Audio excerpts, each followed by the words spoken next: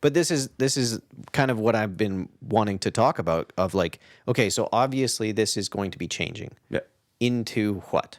I think that, like, think about the classics that worked, like your Howard Sterns. People would tune in to listen to Howard Stern, and he built himself to a place where he could interview Eddie Van Halen in his prime, and he could, like, anyone he wanted, right? But, like, who's a radio host today that we could name that people listen to because it's them? Like, maybe Ryan Seacrest? Well, like, okay, so take that example though. Yeah. Well, answer the question though. Can you name anybody? Can you think of anybody? I can from the old world of it. Well, who can you think of? Like, I mean, Jason Ellis was the one that I was going to say because he was like number 2 in Sirius, and they let him go Yeah, I know. because it's one of those like Advertisers didn't like what he was up to. it's just not, and therefore not profitable, right? But like, so I would argue that Jason Ellis had more of like a podcast thing, and that was like kind of Sure. in the breaking into, like, they had music shows and I listened to them all the He time. wasn't like a prolific interviewer, Yeah, like Howard is. exactly. But like, what I think is going to happen is like you see it in YouTube channels and reactors. Like, that's going to be the new radio station. It's going to be, instead of you driving down the road and blinking through to either find a song to play or a voice that you like, it's people scrolling through YouTube finding a song that they like. And I see it now too. Like in my Discord, shout out to the Discord community. People they can't sleep, they stay up all night, and they go find my last video I watched. And they go, I've never heard of this band before, and I love this. And now they're on either a rabbit hole of my music or like my videos or that artist's music. And I think that is going to be the way it is. It's going to be like here's a personality that's valuable, and this is what they're up to.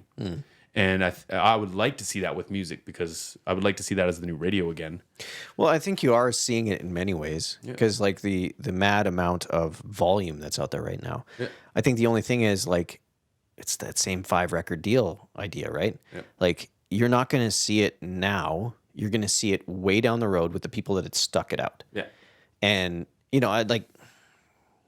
But how dope would that be if you and I sat here and we're like, yo, like we found this artist, we really like their production, they're indie all the way, and we put it on, we listen to it, and then a couple people vibe with it, and then like in 10 years it's like, or not even, like in 2-3 years, it's like, yo, these people are touring this, they've won 2 Grammys now. Like that's what I want. I want like that experience, that personal relationship to be back. I don't want it to just be like, this place is open and save 20% on this, and like I'm so done with all the ads. So far away from it. Like it's, for me, like if it's got to be getting back to like, here is a show, here is like a personality or a person that I like, and they're going to tell me a story through music throughout the night. And that's what I want. That's what I hope we get back to. Well, I think the platforms are understanding that is what people want, right? That's like, you know, YouTube offering YouTube Premium. Yeah. It's like, what's the one thing that gets eliminated? Yeah, ads.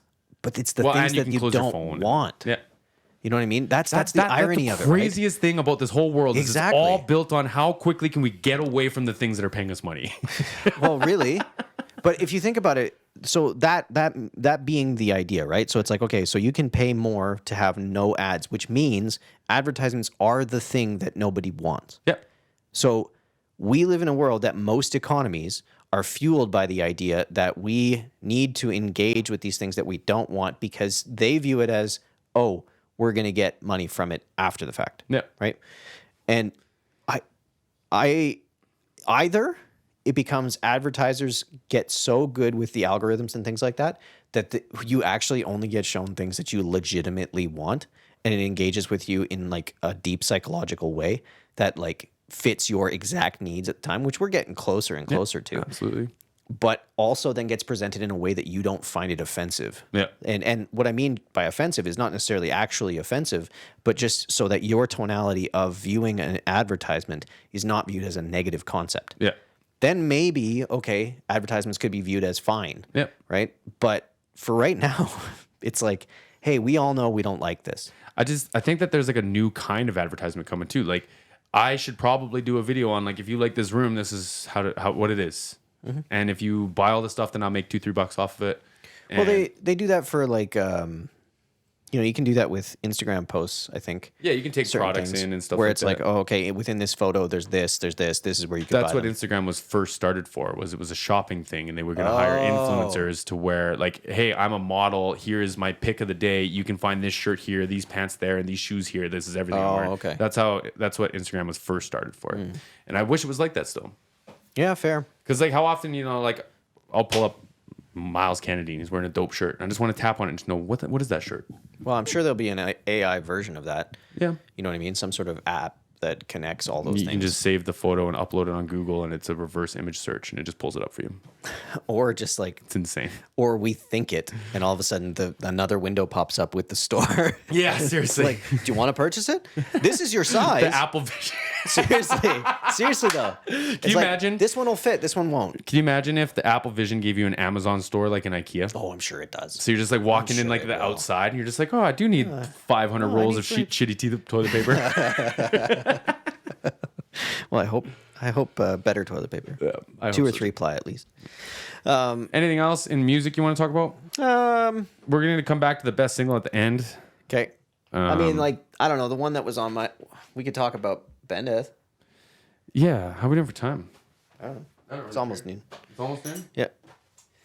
So I listened to 2 really interesting podcasts about Anton DeLost and David Bendeth. And they're both from the same interviewer. And I apologize, I can't remember the podcast name, but if I remember to, I'll put it in a pinned comment. It was really good. And I basically tried to sum it up into 2 thoughts because I haven't done enough digging into both of them to be able to quote unquote speak for them. And I don't want to speak for them. So like my interpretation of is kind of where I want to start this conversation, if that's all right. So Bendeth says he wants the most out of the performance in the record. So that to me feels like it's live off the floor. Like it's got a feel of live off the floor. I know they don't do it all off the floor. You're going to do it as close to a way that you can reproduce it as possible. And they're going to try to find ways, and he's going to try to find ways to make it cohesive in the room to blend together. And